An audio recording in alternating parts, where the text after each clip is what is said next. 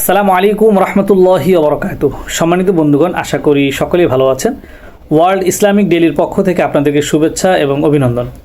আজ অনেক দিন পর আপনাদের সামনে একটি নতুন ভিডিও নিয়ে হাজির হলাম। ভিডিওতে বেশ কিছু গুরুত্বপূর্ণ কথা থাকবে, আশা করি আলহামদুলিল্লাহ আপনারা মনোযোগ সহকারে শুনবেন। এবং যারা আমার এই চ্যানেল এখন পর্যন্ত নতুন, তারা অবশ্যই আমার এই চ্যানেলটি সাবস্ক্রাইব করে রাখবেন।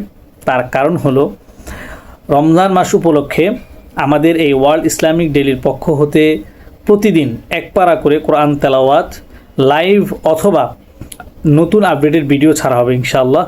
তো সেই ক্ষেত্রে যে উপকারটা হবে, আমরা অনেকেই ব্যস্ততার কারণে খতম দিতে পারি না, অনেকে আমরা কোরআন তেলাওয়াত করতে খুবই স্লো কোরআন তেলাওয়াত করি, বিভিন্ন ইস্যু থাকতে পারে। তো সেই ক্ষেত্রে আমরা মোটামুটি সবাই ইফতারের মোটামুটি আধা ঘন্টা 1 ঘন্টা আগে কিন্তু ফারেক থাকি।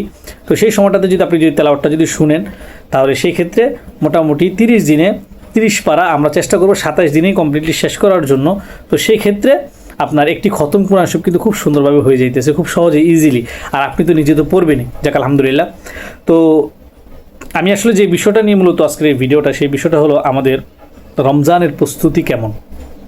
আমাদের রমজানের প্রস্তুতিটা আসলে কে কতটুকু নিতেছি, কীভাবে নিতেছি আমি জানি না, বাট আমার কিছু কথা ছিল আপনাদের সাথে শেয়ার করা, তাই আমি শেয়ার করতেছি। বিশেষ করে এই যে দেখেন, মানুষে এখন ভোট চলতেছে, ভোটের মৌসুমে সবাই কি করতেছে, যে প্রার্থী সে নিজেও খুব ভালো একটা প্রস্তুতি নিতেছে, এবং যারা কর্মী তাদের প্রার্থীকে জিতানোর জন্য তারাও খুব ভালো প্রস্তুতি নিতেছে।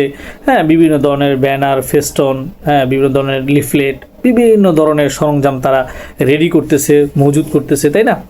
তো আমি এটার সাথে রমাদানের সাথে এটাকে মিলাইতেছি না, বাট উদাহরণস্বরূপ একটা ক্ষুদ্র উদাহরণস্বরূপ আমি বুঝাতে চাইতেছি। ক্ষুদ্র একটা ইলেকশনের জন্য আমরা যদি এতটুকু প্রস্তুতি গ্রহণ করতে পারি, তাও সেটা কতদিন আগে থেকে আমরা প্রস্তুতি গ্রহণ করতেছি। আর রমাদান মাস এটা এত পরিপূর্ণ ফজিলত মাস, এটা আমরা সবাই জানি, কিন্তু বাস্তবে আমাদের কাজে কর্মে, আমাদের কথাবার্তায় এগুলো আসলে কোনোভাবে প্রকাশ পায় না।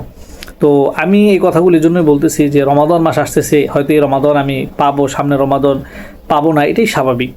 তো একটি রমাদান এত গুরুত্বপূর্ণ, আপনি পিছনে সারাটা জীবন যত গুনাহ করে আসছেন, আপনি যদি এই রমাদান পাওয়ার পরে যদি রমাদানের হক আদায় করে আল্লাহ রাব্বুল আলামিনকে খুশি করে যদি আপনি মাফ নিতে পারেন, আপনার জীবনের সমস্ত গুনাহ যদি আপনি মাফ করিয়ে নিতে পারেন, আলহামদুলিল্লাহ, এর থেকে ভাগ্যবান আর কি হতে পারে। আর আল্লাহ রাব্বুল আলামিন এই মাসটা দিয়েছেন এই জন্যই, আল্লাহ রাব্বুল আলামিন জানেন যে আমার উম্মতরা শেষ জামানা, আমার উম্মতরা প্রচুর পরিমাণ গুনাহের মধ্যে থাকবে, তারা বিভিন্ন ধরনের গুনাহে লিপ্ত থাকবে। আমি এমন একটা মাস তাদেরকে হাদিয়া দিতে চাই যে মাসটার দরুন তারা আমার কাছে মাফ চাইবে, আমি সেই মাসের উসিলা করে তাদেরকে মাফ করে দিব। বা এটা আমাদের জন্য বিশাল একটা পাওয়া, বিশাল একটা গৌরবের বিষয়। বাট আমরা আসলে এই জিনিসটাকে গুরুত্ব দিতেছি না। আমরা তখনই গুরুত্ব দিব যখন আমরা কিছু হারিয়ে ফেলবো। আমি জাস্ট উদাহরণের জন্য একটা বিষয় বলে, যেমন যে হাদি ভাই, হ্যাঁ, উনি যখন দুনিয়াতে ছিল তখন ওনার কিন্তু কদর গুরুত্ব খুব একটা বেশি ছিল না, হ্যাঁ, মানুষের কাছে। আমরা নাম শুনতাম, হ্যাঁ, কিন্তু ওনার ওই পরিমাণ দাম আমরা দেখতাম না।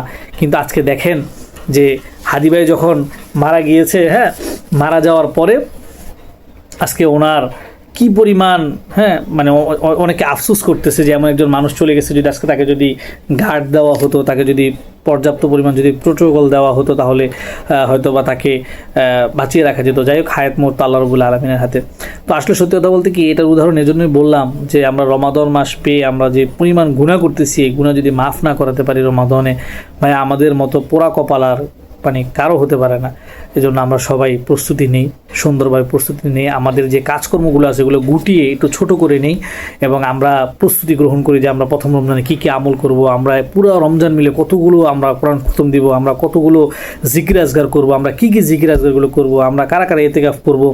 এই যে বিষয়গুলো, এগুলো যদি আমরা পূর্ব প্রস্তুতি যদি নিতে পারি, আলহামদুলিল্লাহ, অন্তত পক্ষে রমজান মাসে আমি মনে করি যে আমাদের গুনাহ মাফ করার মতো যতটুকু আমল প্রয়োজন আমরা আশা করি ইনশাআল্লাহ করতে পারবো। আল্লাহ রাব্বুল আলামিন সে তৌফিক আমাদেরকে দিবে। তাই এই কথাগুলো বলার অর্থ এই জন্য যে আমি আমাকে বলতেছি, আপনাদের সাথে শেয়ার করতেছি, আমার এই কথাগুলো সবার কাছে পৌঁছে দেবেন ইনশাআল্লাহ। হইতে পারে সবার দিলে একটু নাড়া দিতে পারে, চাইলে সবাই আলহামদুলিল্লাহ আমরা সুন্দরভাবে প্রস্তুতি নিয়ে আমাদের কাজগুলো ইনশাআল্লাহ শুরু করব। আল্লাহ রাব্বুল আলামিন আমাদের সকলকে তৌফিক দান করুক। আল্লাহুম্মা বারিক লানা ফি রজব ওয়া শাবান ওয়া বাল্লিগনা রমাদান। আল্লাহ রাব্বুল আলামিন রমাদান পর্যন্ত আমাদের হায়াত পৌঁছে দেখ, শাবান মাসের পরিপূর্ণ ফজিলত আল্লাহ রাব্বুল আলামিন আমাদেরকে দান করুক। আজ এ পর্যন্তই, অন্য এক সময় অন্য কোনো এক ভিডিওতে ইনশাআল্লাহ আবার দেখা হবে, কথা হবে। যারা আমার এই ভিডিওটি অবশ্যই ভালো লাগলে আমার এই ভিডিওটি অবশ্যই লাইক কমেন্টস করে আমার মতামত জানাবে আমাকে, এবং কী ধরনের ভিডিও আপনারা চান ইসলামিক চ্যানেলে অবশ্যই সেটা মতামত করে আমাদেরকে জানাতে পারেন। সবাই ভালো থাকবেন, সুস্থ থাকবেন। আসসালামু আলাইকুম রহমতুল্লাহি ওয়া বারাকাতুহু।